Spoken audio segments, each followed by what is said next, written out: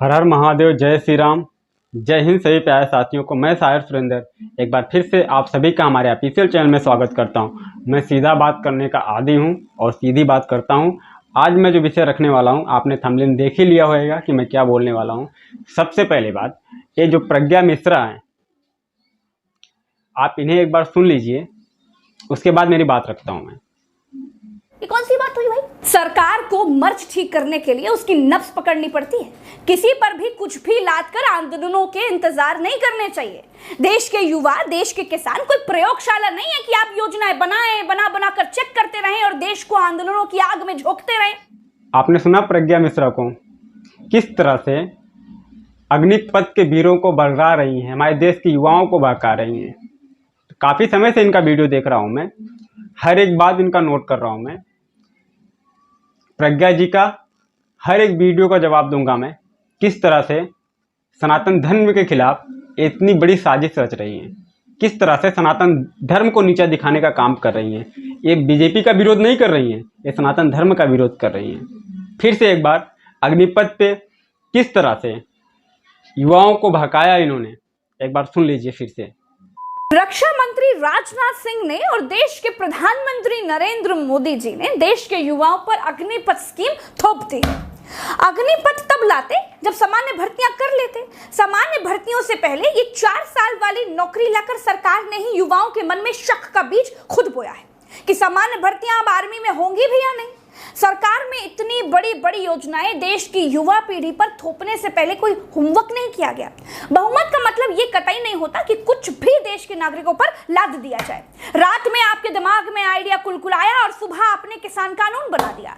रात में आइडिया सूझा और सुबह नोटबंदी कर दी। दोपहर में बैठकर सोच लिया कि भाई लॉकडाउन लगा दिया। सुना आपने, तो शायद मुझे लगता है थोड़ा बहुत समझ में आ गया होगा कि इसकी मानसिकता, इसकी विचारधारा कैसी है। अब मैं बात करता हूँ मनीष कश्यप के बारे में।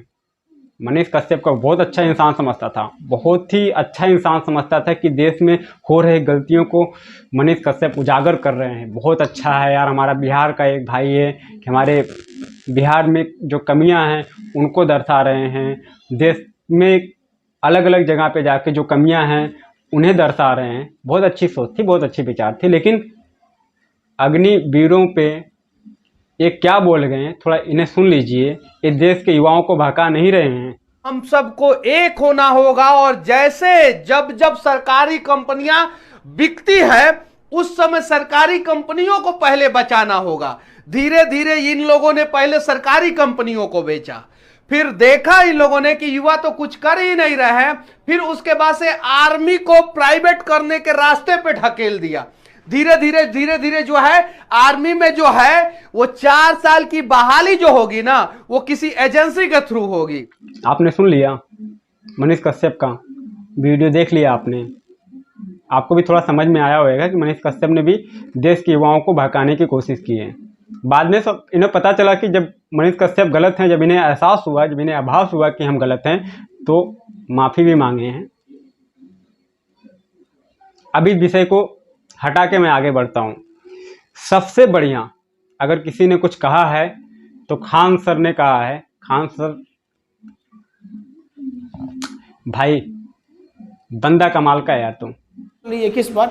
टूर ऑफ आर्मी पर, टूर ऑफ ड्यूटी पर। इसके तहत केवल 3 साल के लिए लाया जाएगा। अब आप कहिएगा कि सर 3 साल में फ़ायदा क्या हो? देखिए, मान लीजिए अगर इस साल 1000 लोगों को भर्ती किए, फिर अगले साल 1000 लोग, फिर अगले साल 1000 लोग, 3 साल में हमारे पास कितने हो गए? 3000। अब अगले साल तो जो पहले आए थे वो तो रिटायर होंगे, फिर 3000 आ जाएंगे।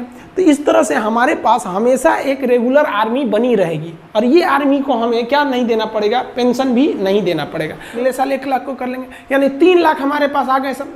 फिर अगले साल इधर 1 लाख को रिटायर करेंगे तो फिर 1 लाख को भर्ती भी तो कर लेंगे। और जिसको हम रिटायर किए उसको तो पेंशन देना नहीं है कि भैया हम 3 साल ड्यूटी कराए हैं। अब ध्यान से समझिएगा जी, ऐसे करके हमारे पास 3 लाख का स्टॉक बचा। और ये 3 लाख की जो आर्मी है एकदम यंग है। 18 साल के लड़कों को भर्ती करेंगे, 18, 19, 20, 21। तो ये 3 साल का, 18 से 21 साल का, 18 से 21 साल के लड़कों को शादियों भी यहाँ नहीं हुआ रहता है, एकदम यंग गर्म खून रहता है। अब बॉर्डर के फ्रंट लाइन पे खड़ा करेंगे ना, देशभक्ति, राष्ट्रवाद तो कूट कूट के भरा है। वीरों के बारे में कुछ बोलना है तो मैं इतना कहूँगा, ये बहुत दूर की सोच है। देश में योद्धा पैदा करने की एक बहुत बड़ी मोदी जी की चाल है कि जब शब्दों में बयान नहीं कर सकता, आने वाले 20 साल में रिजल्ट दिख जाएगा, बताने की ज़रूरत नहीं है। और शायद विपक्ष इस बात को समझ रहा है और इसलिए लोगों को भड़काने की कोशिश कर रहा है और साजिश कर रहा है। और जो युवा इन राजनेताओं के चक्कर में बहकावे में आ रहे हैं, तो पहली बात आप याद रखो, जिन जिनके ऊपर प्रशासन का कोई कार्रवाई होएगा, थाने में आपके खिलाफ कोई रिपोर्ट दर्ज होएगा, तो आपको सेना में तो कभी जॉब नहीं मिलेगा। और दूसरी बात, आपको कोई भी सरकारी नौकरी नहीं मिलेगी, कभी आजीवन नहीं मिलेगी।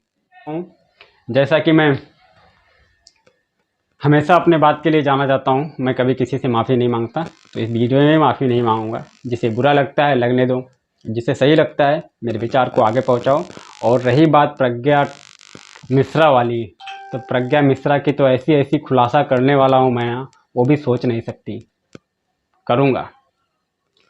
देश का हिंदू योद्धा हम पे विश्वास करते हैं, देश का हिंदू युवा मुझ पे विश्वास करता है, तो मेरा भी कर्तव्य बनता है कि लोगों के बीच में सच लेके आऊँ। और ये प्रज्ञा मिश्रा जैसे लोगों का पोल खोलूँ, मैं खोलूँगा।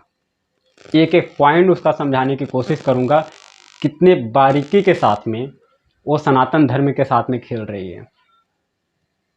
आने वाले वीडियो का इंतज़ार कीजिएगा आप।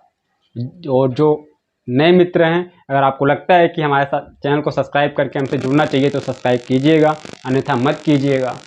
और आपको लगता है कि हमारे साथ जुड़ना चाहिए, हमारे चैनल को सब्सक्राइब करना चाहिए तो कीजिएगा, अन्यथा मत कीजिएगा। आपको लगता है कि हमारे विचार को आगे पहुंचाना चाहिए और ऐसे लोगों का पोल खोलना चाहिए, तो आप मेरे विचार को आगे बढ़ाइएगा, अन्यथा मत कीजिएगा। जय हिंद।